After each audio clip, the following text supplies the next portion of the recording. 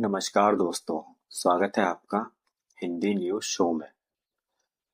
भारतीय अर्थव्यवस्था पर और भारत के गोल्ड रिजर्व पर बहुत ही अच्छी खबर निकल कर आई है।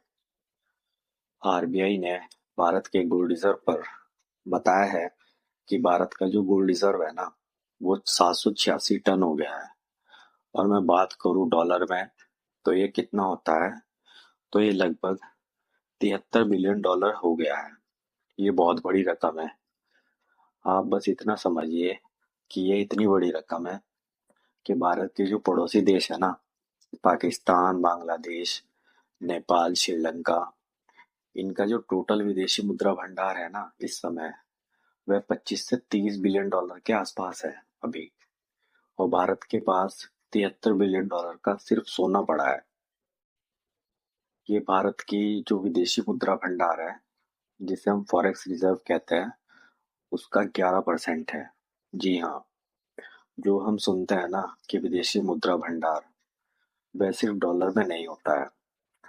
उसमें गोल्ड भी होता है, यूरो भी होता है, पाउंड भी होता है, अमेरिकी डॉलर भी होता है, और जितनी भी अन्य करेंसी होती हैं, जैसे चाइनीज हो गई, रशियन रूबल हो गई, ये सब मिलाकर जो इम्पोर्टेंस करेंसी होती है, वह सब मिलाकर विदेशी मुद्रा भंडार पूरा करती है, जिसे डॉलर में आका जाता है, जिसकी जो वैल्यू होती है वो डॉलर में आकी जाती है।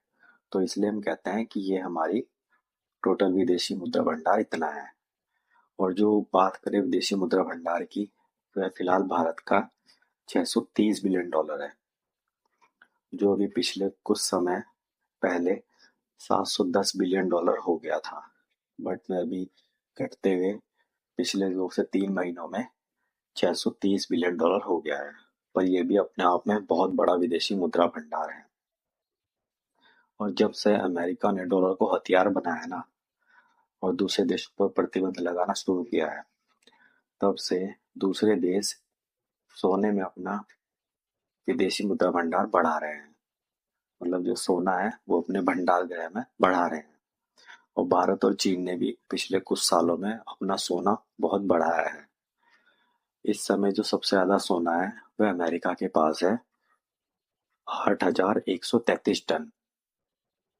अमेरिका पहले नंबर पे आता है। और भारत की बात करें तो भारत के पास 876 टन है, और भारत सोने के मामले में 8वें नंबर पर आता है। भविष्य में भारत पर किसी प्रकार का कोई प्रतिबंध ना लगे, या अगर मान लो लग गया, तो इस स्थिति से निपटने के लिए भारत के पास सोना होगा, जो हमारे बहुत काम आएगा। और साथ ही आरबीआई ने साल 2025 के लिए भारत की जो ग्रोथ रेट है ना, वो भी अनाउंस की है। जो ग्रोथ रेट आरबीआई ने अनाउंस की है, वह 6.8% का अनुमान आरबीआई ने लगाया है। और महंगाई दर लगाई है 4.5% के आसपास। पर आप देखिएगा, जो 2025 में भारत का अनुमान है ना, 6.8% का, उसे भारत बहुत ही आसानी से पार कर जाएगा। क्योंकि 2024 में भी भारत की और जो विदेश की जितनी भी संस्था थी, जैसे आईएमएफ, वर्ल्ड बैंक, इन सब ने भारत की ग्रोथ रेट 6.5% का अनुमान लगाया था ग्रोथ रेट में। पर भारत की अर्थव्यवस्था ने उसे बहुत ही आसानी से पार कर लिया था। और जो भारत की अर्थव्यवस्था थी, वह लगभग 7.5% के रेट से बढ़ी थी। और इस बार भी ऐसा ही होगा। आप देखिएगा, जो भारत की अर्थव्यवस्था है, वह इस बार भी 8%, 7.5-8%, या हो सकता है कई बार 10% भी आपको देखने को मिले।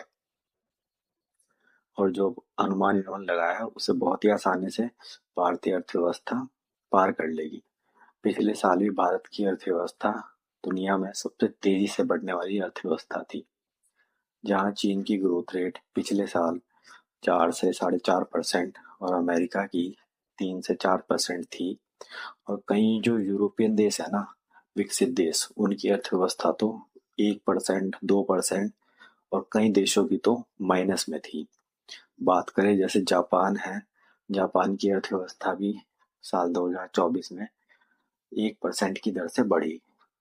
और भारत की तो इन सब के मुकाबले कहीं ज्यादा थी। विश्व में सबसे तेजी से बढ़ने वाली अर्थव्यवस्था भारत की ही थी।